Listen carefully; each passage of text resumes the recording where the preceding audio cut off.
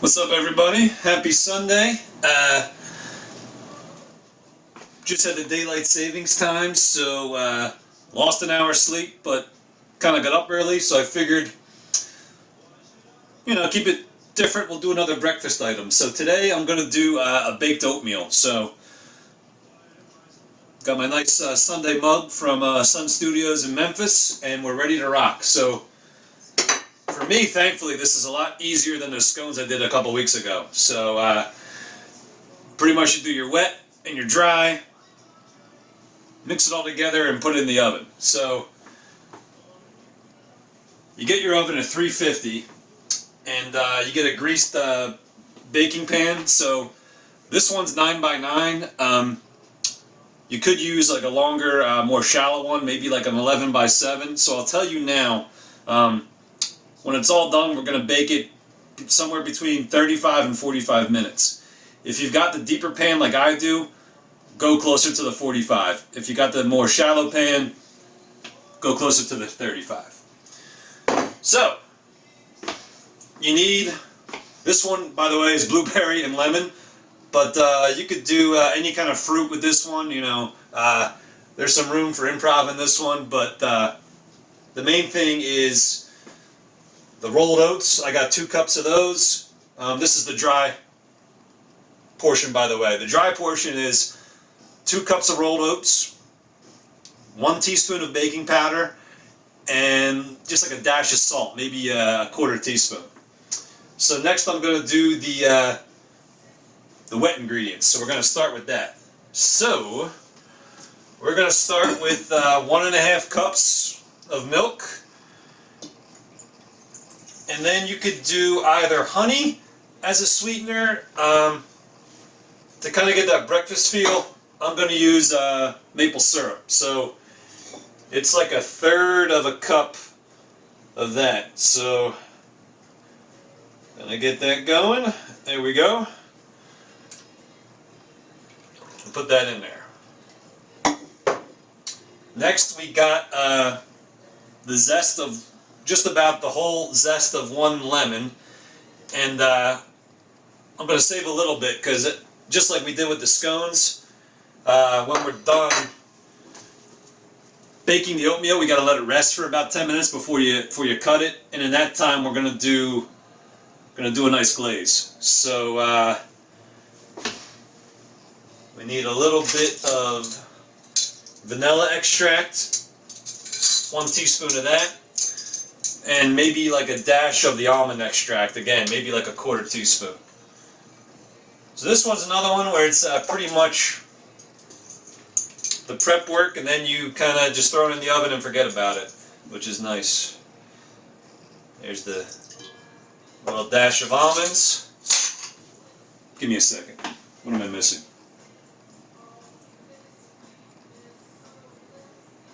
Alright. You knew we needed butter, so we need 2 tablespoons of this. And make sure you take it out for a while.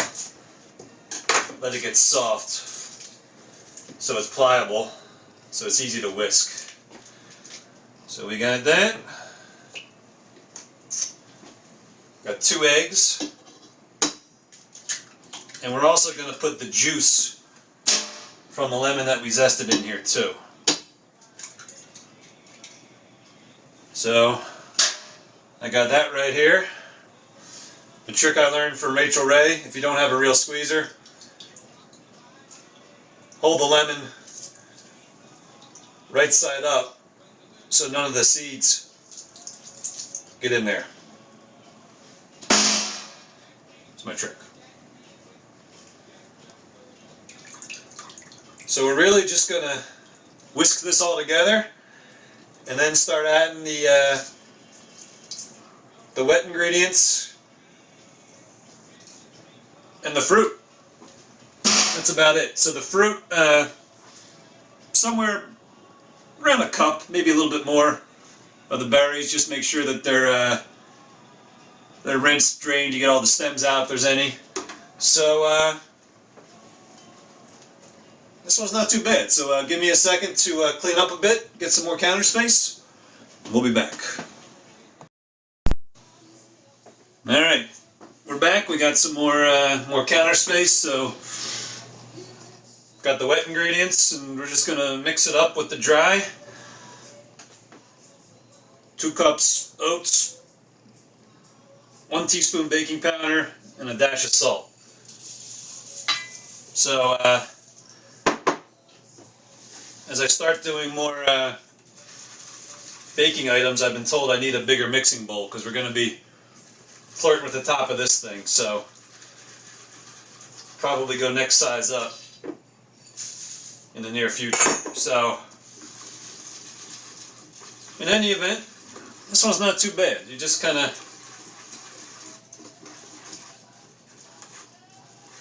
get everything together, incorporate everything. Again, get that oven up to 350.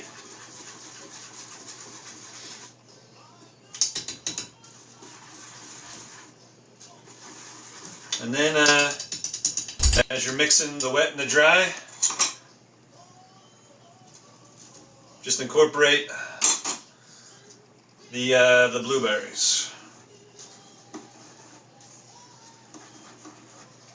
Or as they say on, for anybody who watches Schitt's Creek, you know, fold it in, David. Yeah, keep on folding it in, and once it's all mixed, I'll be back to throw it in the pan. Stay tuned. All right, this thing's pretty well mixed, so next just get it into your baking pan and throw it in the oven. So again, if you're on the if you got more of the longer, shallower pan, you err closer to 35 minutes. If you've got the 9x9 like I do, you're going to be more like 45.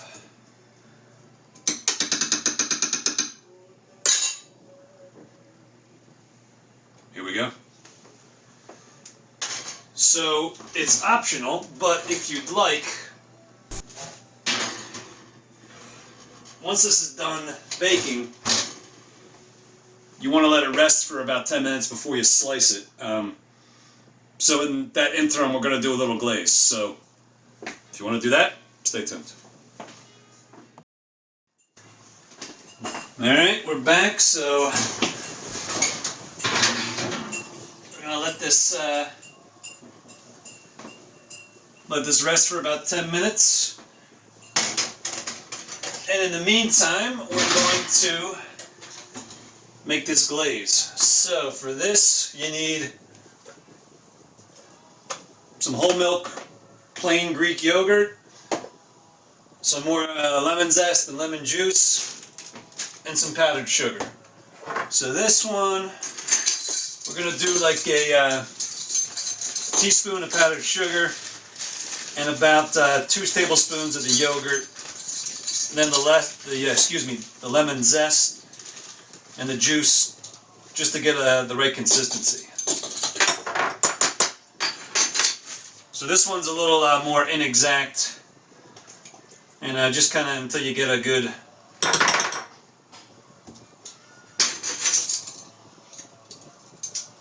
that glazy look. I'm going to do the zest and some more juice.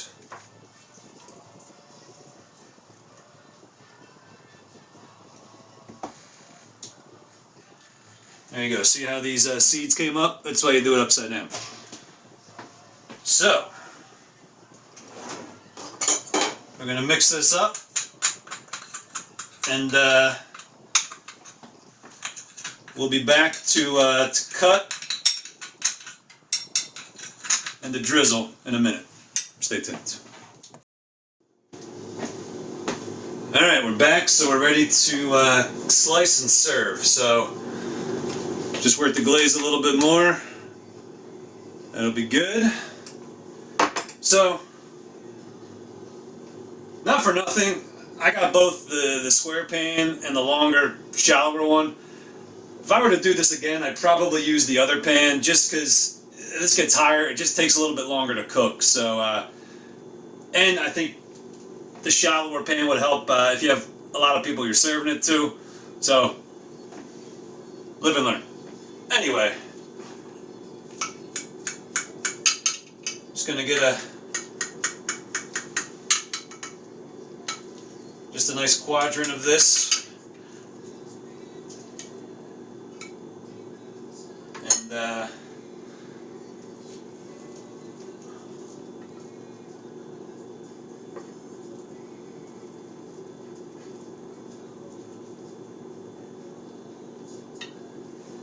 so even this probably could be a little bit firmer if I waited a little bit longer, but